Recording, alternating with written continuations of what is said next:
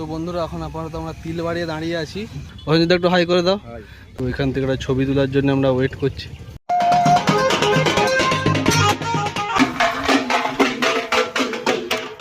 তো বন্ধুরা good morning সবাইকে। অনেকদিন পর অর্থাৎ 3-4টা ব্লগের পর আজকে আরও একবার বাইক নিয়ে বেরিয়েছি। এখন যাচ্ছি শ্রীনগর যাব, ক্ষীরপাই হয়ে জাড়া হয়ে শ্রীনগর যাব। আজকেও একটা ড্রোনের ভাড়া আছে। তোমরা বলবে এই ড্রোনের ভাড়া থাকলেই ব্লগ আসে, না হলে আসেনি। তো আজকে টাইম পেয়েছি, বাইরে বেরিয়েছি। তো আজকে করছি ভাই হাওয়ার ইচ্ছে। প্রথমে জাড়াতে একটা দাদা আছে, তাকে তুলবো, যে তারপরে শ্রীনগর যাব।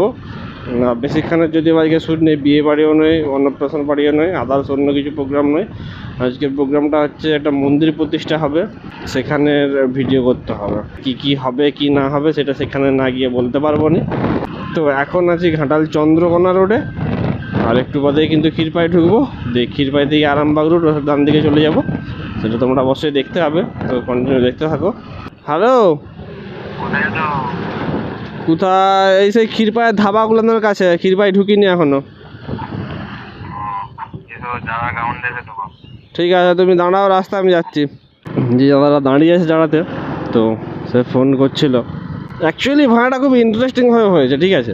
তো গতকাল রাতে আমাকে ফোন করলো যে এরকম এরকম ব্যাপার, এরকম হতে পারে। আমি বললাম চলো, কোনো অসুবিধা নেই। কটায় যেতে হবে? ভোর 5:30। আমি বলছি যা, ভোর 5:30 মানে 4:30টায় উঠতে হবে, খুব চাপ।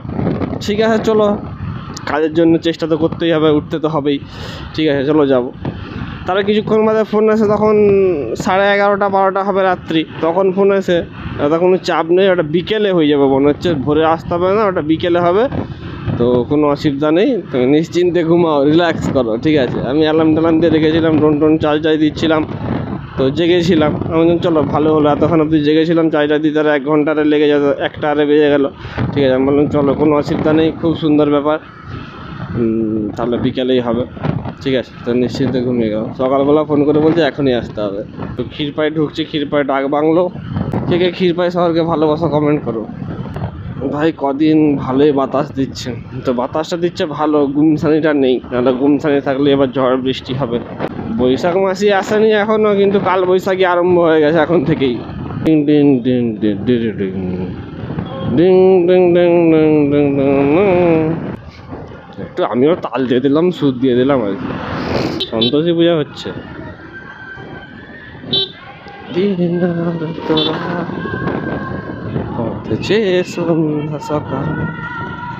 চলো চলে আসছি ক্ষীরপাই হালদার দিকে।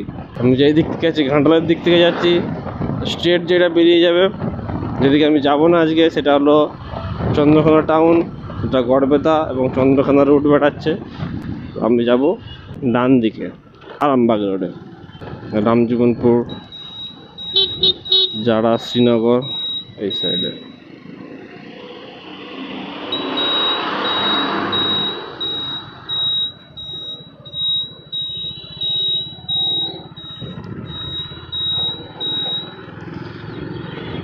সকালে উঠলে এই জিনিসটা ভালো লাগে।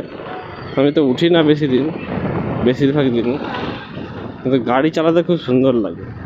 বাইরের টেম্পারেচারটা নর্মাল থাকে।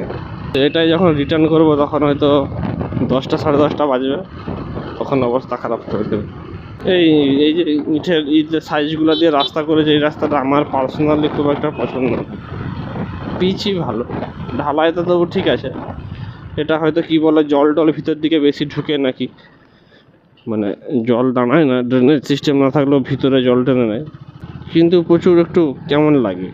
পিছে যেমন একদম স্মুথ চলে, ঢালায় একটু লাফায়, এটাতে গাড়িটা যেমন একটু বেশি জার্কিং হয় মনে হয়। কোথায় মাইক বাজছে, দুমদুম শব্দ হচ্ছে। মাঝখানে একদিন ঝড় বৃষ্টি হয়ে যে আমার এক জায়গায় বড় মাইক দেখার প্রোগ্রাম ছিল, সেখানে যাওয়াই হলো। So sad.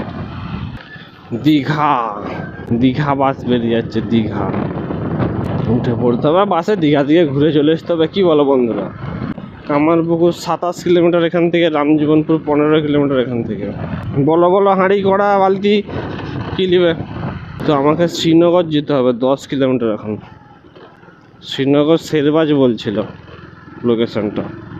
এই জায়গাটাতে মানে একটা ক্ষীরপাই হেমতপুর, এই জায়গাটাতে শীতলা পুজোর সময় খুব বড় বড় সেট আপ হয়। 4-5টা বড় বড় সেট আপ হয়, এই জাস্ট 1 মাস আগে হয়েছে। তো কীরকম বড় বড় সেট আপ হয় তোমরা যদি জানতে চাও, তোমরা দেবাশিস অ্যান্ড ফ্রেন্ডস ইউটিউব চ্যানেলে গিয়ে দেখতে পারো, কিংবা সার্চ করতে পারো ক্ষীরপাই হামাদপুর বক্স কম্পিটিশন। খিদা পাচ্ছে, খিদা। যেদিন খাওয়ার সময় থাকেনি, যেমন আজকে সময় কি নেই, তাড়াতাড়ি উঠলে হতো, কিন্তু এখন ধরো কাজে একটা টাইমের ব্যাপার থাকে, যেতেই হবে। এবার রাস্তায় তো চাটা খাওয়া যেতে পারে, সেটাও ব্যাপার, কিন্তু ব্যাপার হচ্ছে যেদিন কোথাও বেরোতে হবে সেদিন খিদা পাই। সেদিন ধরো একটু সময় কম আছে, এই জায়গাটায় গিয়ে এই কাজটা করতে হবে, পৌঁছাতে হবে, সেদিন খিদা পায়। কিন্তু যেদিন ঘরে থাকবো সেদিন খিদা পাবেনি, খাওয়ার ইচ্ছাই থাকেনি। বক্স বাজছে কোথাও, আমি ড্রোনের ভিডিও হয়ে গেলে বক্স দেখে যাবো, ঠিক আছে? তাই বক্স বাজছে আমি দেখে যাবো, বক্স বাজছে, তবে একটা বাজছে ওইদিকে কোথায় একটা বাজছে, মোটামুটি জোরদার বাজছে। কোথায় যারা প্রতীক্ষালয়, সামনে প্রতীক্ষালয়। 1 2 3 4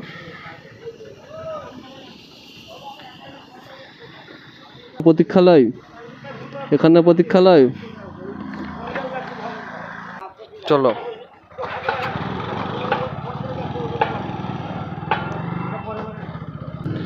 তো তুলে নিয়েছি। কটা বাজছে?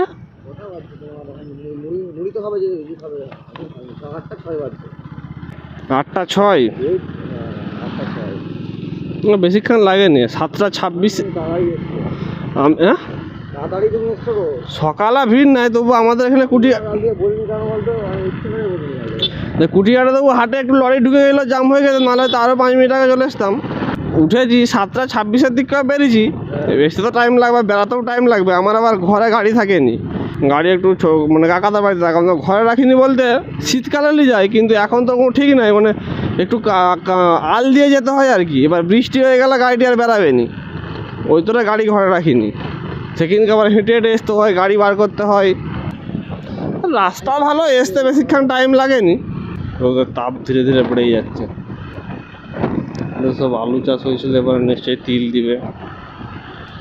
আলু বার করলিছিল, নাহলে বৃষ্টিতে প্রচুর ক্ষতি হইতো। এখানে নয় তো, দেখো আজকে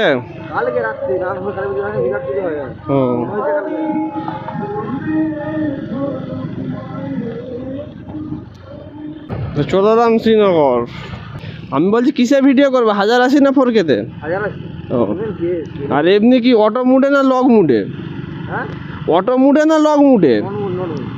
এ পাশটা অনেকদিন পরে এসছি, বহুত দিন এসেছি এ পাশটা। রামজীবনপুর চলে এসেছি বন্ধুরা, শ্রীনগর পেরিয়ে। পাশে রামজীবনপুর বাস স্ট্যান্ড।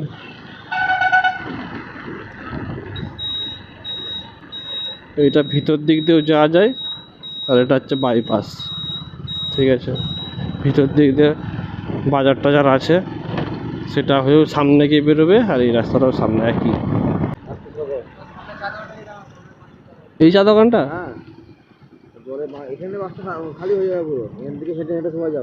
এখানে লাগিয়ে দেবো। কোনটায় খাবে, ওইটা না এটা? সেরকম জায়গায় গাড়ি রাখবো, তোরা জিজ্ঞাসা করছি।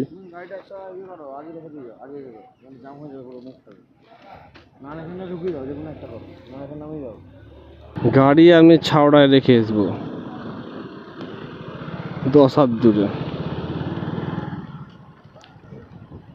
লোকের ঘরের সামনে গাড়ি রাখলে লোকে কিছু বলবে না তো? আবার দাদা বললো কোথা থেকে কে এসছে আমার ঘরের সামনে গাড়ি রেখে দিয়ে চলে যাচ্ছে। 102 হাত দূরে গাড়ি রেখেছি। চলো চা দোকানে চা খাওয়া যাক।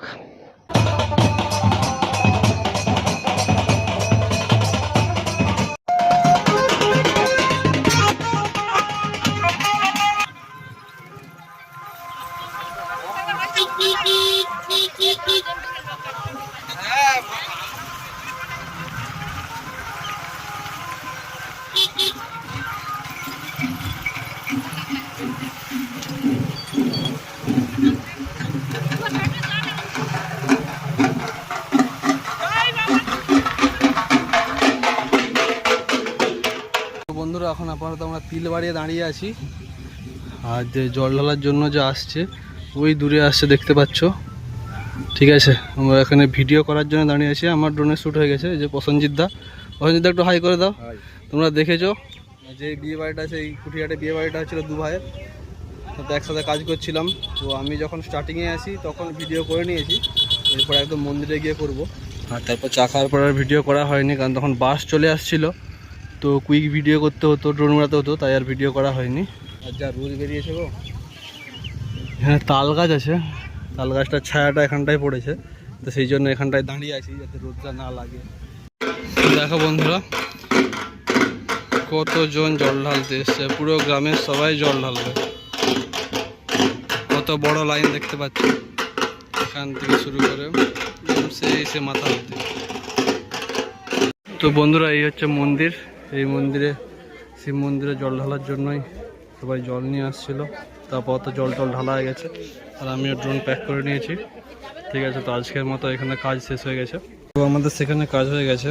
তো এখন এই দোকানটাতে আসছি। সকালে চা খেয়ে গেছিলাম, তখনই খেতাম, কিন্তু তখন তাড়াহুড়ার জন্য খাইনি, বাস চলে আসছিল। তো খাচ্ছি এখন, তো খাওয়া যাক লুচি তরকারি বহুত দিন পর। ও ভাই, কি রোদ, মানে আসতে দম বেরিয়ে গেল, মাথাটা পুরো সব ভিজে গেছে। তো বাড়ি যাওয়ার একটা ছোট্ট কাজ আছে, সেই কাজটা করলে তারপরে বাড়ি যাব। তো ছোট কাজ বলতে এই দুটো জিনিস নিতে হলো, ধান জমির জন্য ওষুধ। চলো এরপর ঘর যাওয়া যাক। তো ভাই ফাইনালি এই রোদে বাড়ি এলাম। হেলমেট খুলতে এবার এনার্জি নাই, হেলমেট খোলার। এখানটাতে রাখবো, ছাওয়া আছে, বাইকটা একটু রেস্ট হয়, বাইকটাও তেতে গেছে, এত রোদের তেজ। যাবার সময় তোমাদেরকে বলছিলাম কত সুন্দর আবহাওয়া, সকালে কত সুন্দর লাগছে। যতটা মজা লেগেছে আসার সময় ঠিক ততটাই কষ্ট লেগেছে, কারণ এত রোদ আর এত গরম, অবস্থা পুরো খারাপ। তো ফাইনালি বাড়ি এসে একটু লেবুর জল খাচ্ছি, আর সেই লাগছে খেতে লেবুর জলটা। বন্ধুরা, এখন বাজছে 12:18 দুপুর, আর এখন যা রোদের তাপ তোমাদেরকে বলে বোঝানো যাবে না। ঠিক আছে, প্রচুর রোদের তাপ। আর আমি এখন এখানটায় বসে আছি।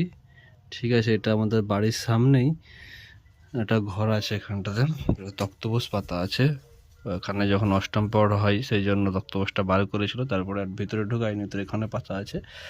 আর এখানটায় একটা গাছ আছে, তো গাছের ছায়াটা অ্যাডভেস্টারের উপর পড়ে আছে, তো সেই জন্য হয়তো এখন তো একটু গরম লাগছে, কিন্তু বিকেলের দিকে কিন্তু সুন্দর হাওয়া দেয়। এখন গরম লাগছে, তাও গাছটার জন্য, ছায়ার জন্য একটু কম লাগছে, কিন্তু গরম আছে, কারণ উপরে অ্যাডভেস্টার আছে, অ্যাডভেস্টারের তাপ তো অবশ্যই আছে। কিন্তু বিকেলে এই যে মাঠটা আছে, এই পুরো মাঠটা দিয়ে যখন হাওয়াটা আসে, তখন জাস্ট মন ভরে যায়, মনে হবে এই যে তক্তপোষটা আছে এখানটাই ঘুমিয়ে পড়ি।